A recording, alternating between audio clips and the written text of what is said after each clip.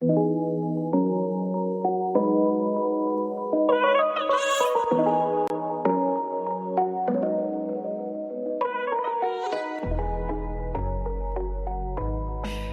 are moments in life that change everything. Moments that break your heart, challenge your faith, and force you to rebuild who you are. But what if those moments, the ones that hurt you the most, what if those ones are also what lead you towards your healing? Welcome to the Grateful Wounds podcast. I'm your host, Tanasha Allwood, storyteller, media voice, and advocate for mental health, healing, and transformation. In this space, we will talk about the real journeys behind pain, motherhood, mental health, faith, relationships, resilience, transformation, and unexpected things that lead us on our healing journey. Because sometimes our deepest wounds, they become the beginning of our greatest growth and the ones that we are the most grateful for. Let's begin.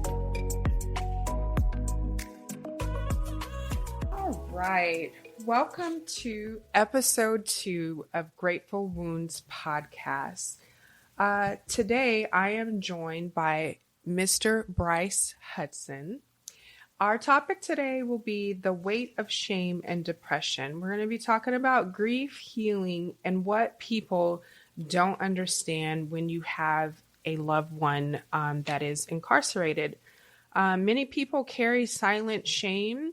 And when you have a child that goes off to prison, people just don't judge them, but they also judge you as the parent. As far as episode 2 goes, first of all, let me just say, welcome, Bryce. How are you doing? I'm doing well. How are you doing? I'm good. Thank you for being here. The emotional burden many parents carry when their child struggles with the justice system, right? One of the hardest parts for me going through that pain was just being silent, never really telling people about what was going on with me. And then also another hard part for me was also when people would just say, oh, just be strong, you can handle it. Anyway, when my son was incarcerated, I felt shame. I didn't know how to talk about it. There were a lot of sleepless nights and screaming and yelling and being mad at God. I shed a lot of tears day and night. And society often makes moms feel very responsible for everything their child does. So I just want to talk about that weight of shame and how we can begin as a community to release that shame. So I heard that you have an interesting story that you wanted to share with my listeners. Yeah, but first, let me say again, thank you for allowing me to be on your show. You're welcome. I heard the first episode, and I have to say that was very, very powerful for you to share with us, share your world, share your vulnerability, share your strengths, and also share your challenges. So I wanted to say thank you. Yes. Thank you for sharing. Thank you. I appreciate that. Yeah. For me, my grandmother, as I was listening to what you were saying, I mean, on your the first episode, first thing I thought about it was my grandmother, because my uncle did 45 years in prison, probably one of the oldest inmates in the state correctional at the time, for killing a white woman in front of her daughter. And the crime was heinous. It was something that our family has, had to live with, just as the relative of, of the criminal, of the killer, what they called him. And at the same time, having to, as a kid, kind of see in and out my grandmother struggling with the thought that her son, my uncle, is doing time. What were some of those ways that, well, first of all, thank you for sharing that. I mean, that's got to be tough. What were some of those ways that you saw her struggling? Kind of like what you said in your episode. Um, it was silence at times. We kind of didn't. Nobody really wanted to talk about it because of the shame. And my grandmother was just preparing for the fact that she would never see her son out of prison, and I mean, and that did hold true. The fact that my grandfather he had died shortly after my grandfather. I'm sorry, after my uncle went to prison. Mm-hmm. There's a lot of quietness. We just didn't. We talked about it, but we didn't talk about it. Right. So he would call collect on, I think, on Sundays to my grandmother and also to my mom. Yeah. But for the most part, my grandmother just kind of had to live with that guilt until she died. Oh, I'm sorry. I'm sorry for your loss. Yeah, I mean, that has got to be tough, right? That's just got to be super, super tough. Yeah.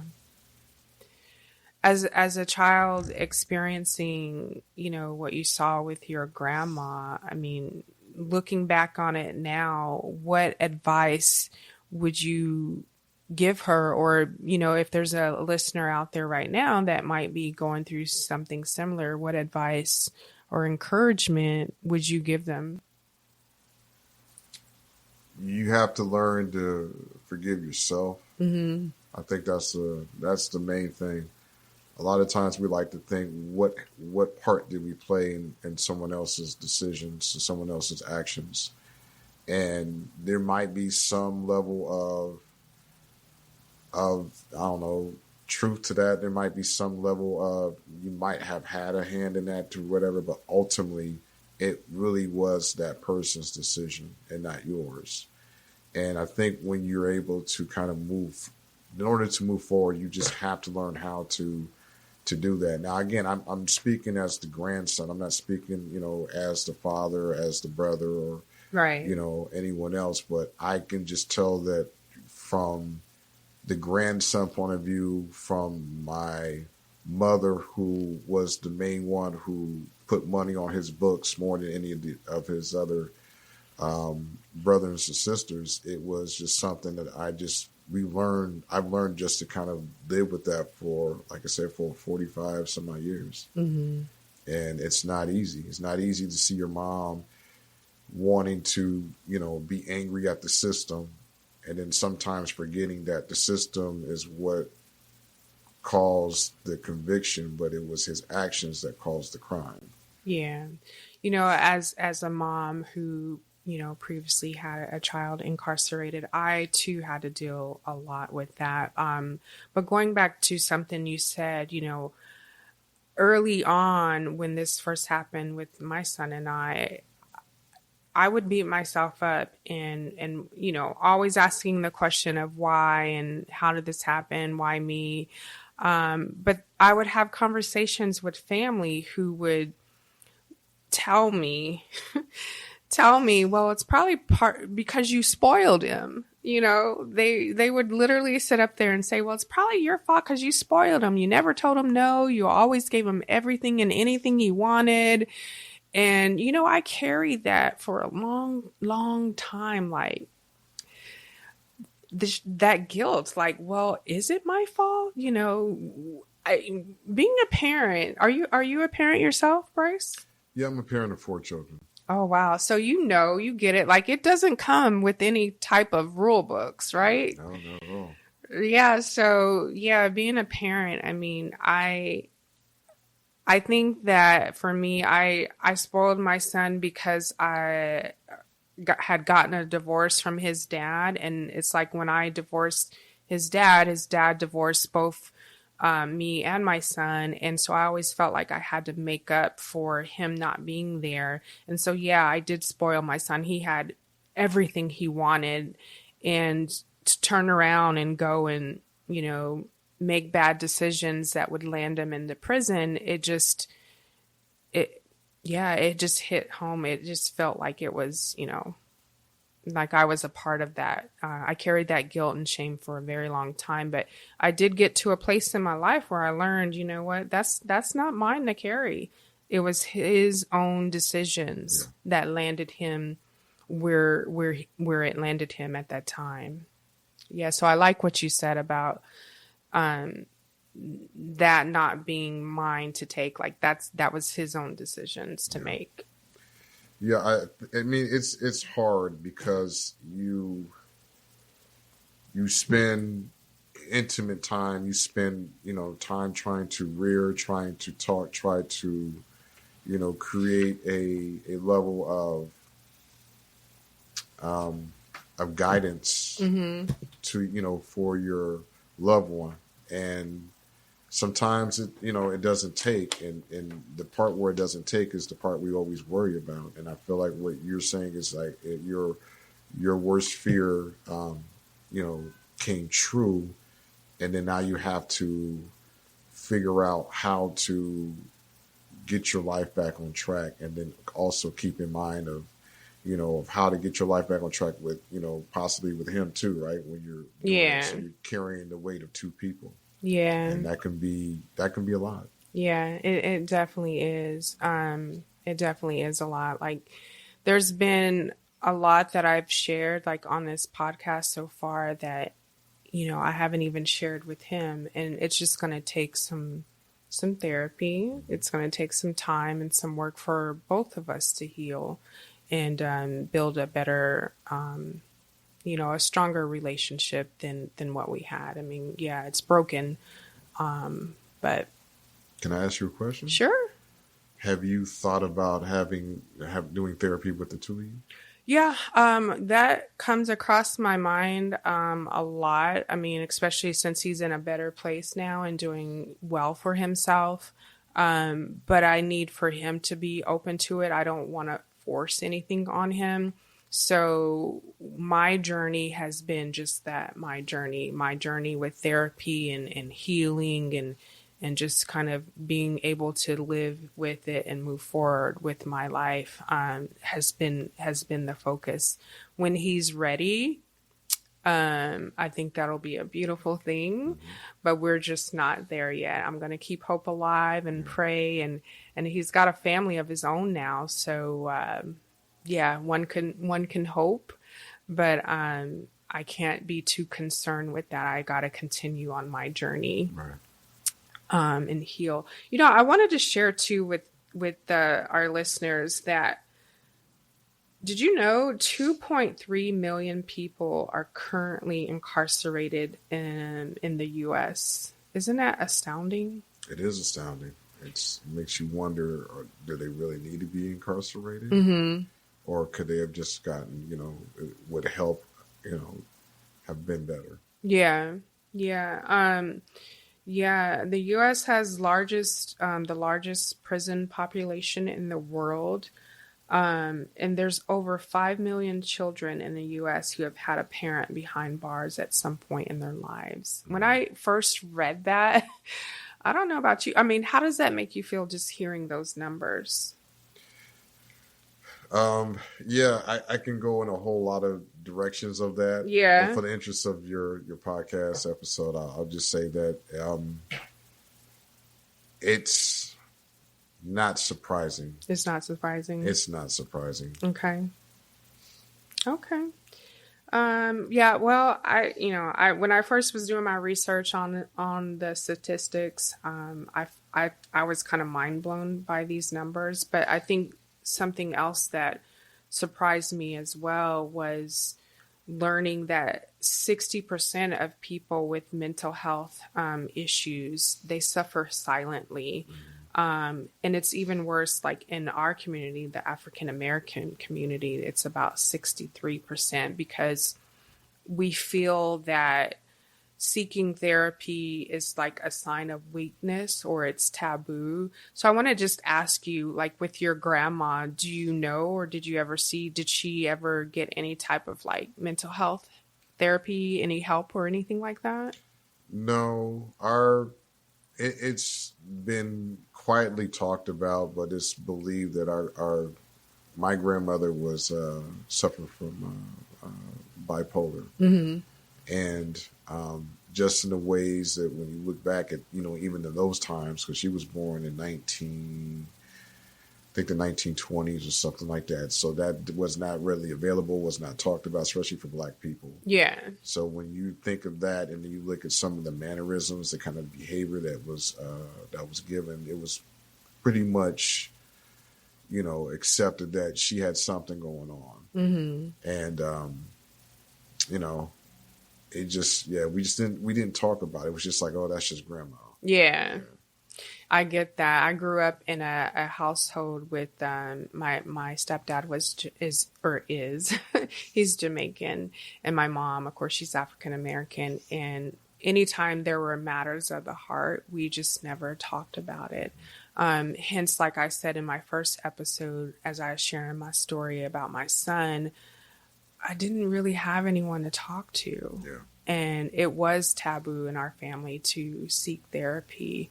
But I'm very proud to say that, for the past couple of years, I have had a really good therapist. Shout out to Lisa James. If you're listening, Lisa, shout out to Lisa James. She's one of the best therapists out here in LA. Lisa, shout out. Awesome. Well, is there anything else that you would like to share with our listeners? We got a few more minutes before we need to wrap up episode 2. I think when it comes to dealing with shame, when it comes to dealing with the shame, it definitely can send you into a downward spiral. Right? Where you're getting depressed. You don't even know that you actually are suffering from depression. Right. Sometimes people think that depression is something extreme, and it's very gradual. And it's just a matter of how often do you check in with yourself? How often do you have friends and family that really give you that support to even notice anything out of character? So when we look at as they say, the family drama or the trauma that one is, going through, you have to also keep in mind, like, your mental health is very, very important, and you have to get the help. It's a very stereotypical, stereotypical for us to say, oh man, you can just pray it away. Right. Just go to God. God will do it. But as they say, God helps those who help themselves. So in order for that to happen, I think you just need to go in and do a check-in, have some, see someone on a monthly basis if necessary, just to make sure that you tune up. If people can go to church once a week, to just get that spiritual, balance, guidance, guidance, then surely you can do the same thing for your own mental health. You should be doing the same thing for physical, when people are asked to work out, so many times a week. Do the same thing for your mental health. I love that. And it's so beautiful that you speak so highly of taking care of your mental health, because one of my future episodes is also going to feature a mental health advocate. Her name is Amor Woolley with the Monique Woolley Foundation. I am a proud ambassador for the Monique Woolley Foundation, and it is a nonprofit organization that it promotes mental health awareness, suicide prevention, and just all these beautiful things. And she has a powerful story to share with my listeners about her journey with mental health and her daughter. I won't give it away, but stay tuned for that. And then, like I said, Lisa James, my therapist, she's also going to join us on an episode, and we are going to talk about, the benefits of seeking therapy. And that's going to be a great episode. So any last words? Well, not last words. What I like to ask all of my guests that come on the show is this. As you know, the name of the podcast is Grateful Wounds. Grateful Wounds Podcast. It's a storytelling platform where we have honest and real conversations about pain, healing, faith, motherhood, transformation, etc. It's through our personal stories, even expert insights and powerful conversations that I believe one can explore how life's deepest wounds can lead to purpose, growth, and empowerment. So with that, my last question I want to ask for you, what is one of your greatest wounds? My greatest wounds would be not being mentally present for my children when we moved out here to California from Vegas. Mm-hmm. So, yeah, it was a lot going on from that transition. Trying to find a job, trying to maintain a new marriage, which ultimately ended in a divorce, and then also trying to be present for my children as they were navigating, because their mother from my first marriage was not present. She was in another state. So trying to balance all of that and then being present for them was a bit of a task. And so my greatest wounds again were trying to be present for them, watching them grow up, and then watching them see me kind of like, fall apart. And though we haven't really had a full-on conversation, I know that they can tell when I was, dealing with depression. And for me, that's something that, I'm embarrassed sometimes about, because, you're the dad. You're supposed to be the strong one, right? Yeah, supposed to be the strong one. Yeah. Supposed to be the guy, there's Mr. Fix and all that. And it's interesting that I spent a lot of time fixing everybody else's problems but my own up until recently. And one of the best things about going through this journey, this process, was the fact that I had to go, and I won't say rock bottom, but I had to be in a really low spot in order for me to kind of, bring myself back up, to the point where even my son, my oldest son, who's now 21, told me he was happy to hear that, the divorce was coming, and that he can tell that there was a lightness about me, my attitude that got back, and he wanted me to, he missed the dad that he remembered when we had, lived in Vegas. So shout out to my son Aiden for that. I'll never forget that. But, that's one of my greatest wounds. So sorry about that. Yeah, but that was probably one of my greatest wounds, was just not being mentally present.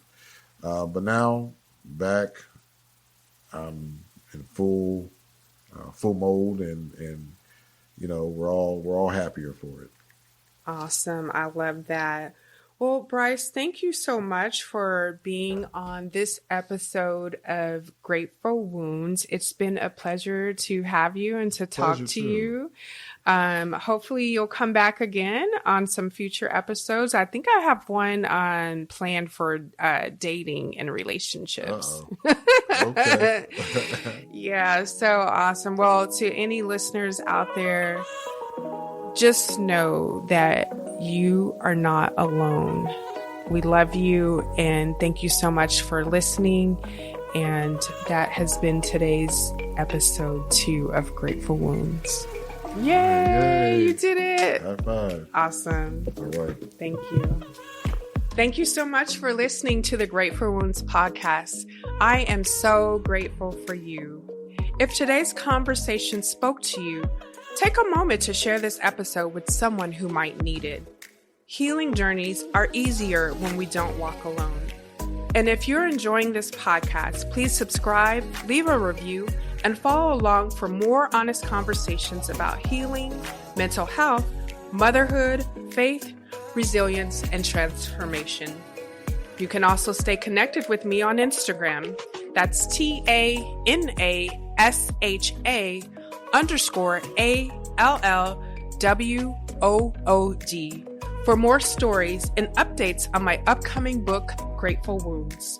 Until next time, remember to count it all joy, because sometimes the wounds we wish never happened may very well be the ones that shape our purpose.